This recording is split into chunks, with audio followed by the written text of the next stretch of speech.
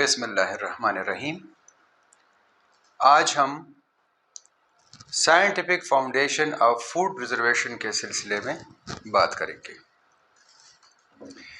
اصل میں ancient Times میں تو جو امپرومنٹ ہوئی تھی وہ ہم نے ڈسکس کی تھی پریویس لیکچر میں، لیکن جو ماڈرن سائنٹیفک فاؤنڈیشن ہے وہ کچھ اس وقت سے شروع ہوتی ہے جب مصر میں فرانس کی افواج اپنے دشمنوں کے خلاف میدان جنگ میں جنگیں جیت رہی تھی، لیکن ایک اندھے کے دشمن سے ہار رہی تھی، اور وہ اندھے کا دشمن تھا بھوک، یا جو خوراک کی سپلائی نہیں تھی، ہنگر۔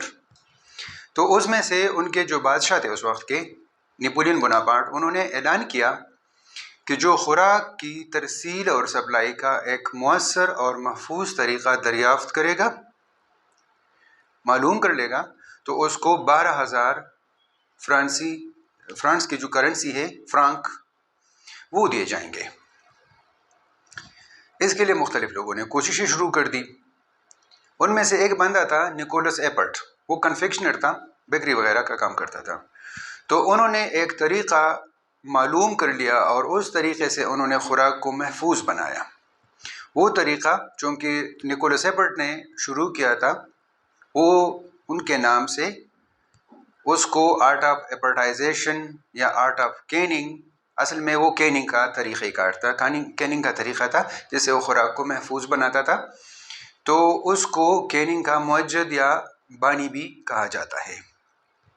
اس میں سے اس نے 4 سٹیپس لیے۔ انہوں نے جب وہ کام کیا، محفوظ طریقہ معلوم کیا، تو انہوں نے 30 جنوری 1810 کو 12,000 فرانکس بطور انعام حکومت سے وصول بھی کر لیے۔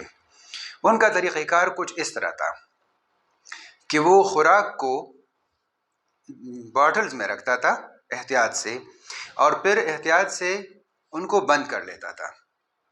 ان کو بند کرنے کے بعد یہ اس باٹلز کو بوائلنگ واٹر میں ایک اسپیسیفک ٹائم کے لیے رکھتے تھے، اور وہ اسپیسیفک ٹائم ڈپینڈ کرتا تھا اس فوڈ کموڈٹی کے نیچر پہ، کہ وہ فوڈ کموڈٹی کس قسم کی ہے جس کو وہ پریزرو کرنا چاہتے ہیں، اور اس ٹائم کے گزرنے کے بعد اس کو احتیاط سے ہٹا دیتے تھے اور رکھ لیتے تھے، اور پھر اس کو بعد میں استعمال کرتے تھے۔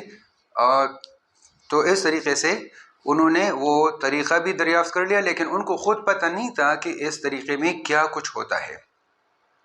سائنٹیفک ایکسپلوریشن ان کی وہ نہیں تھی، ان کو پتہ نہیں تھا کہ مائکرو آرگینزمس کے ساتھ یا انزائمس کے ساتھ اس میں سے کیا ہوتا ہے، لیکن ان کو یہ طریقہ وہ جان گئے تھے کہ اس سے خوراک محفوظ ہوتی ہے۔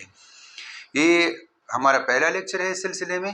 بعد میں ہمارے جو دوسرے ٹیکنیکس ہیں جیسے freezing, cold storage, dehydration, drying, irradiation، flour milling, microwave وغیرہ ساری چیزیں اس میں سے ہم بعد میں ایک ایک کر کے ڈسکس کرتے جائیں گے۔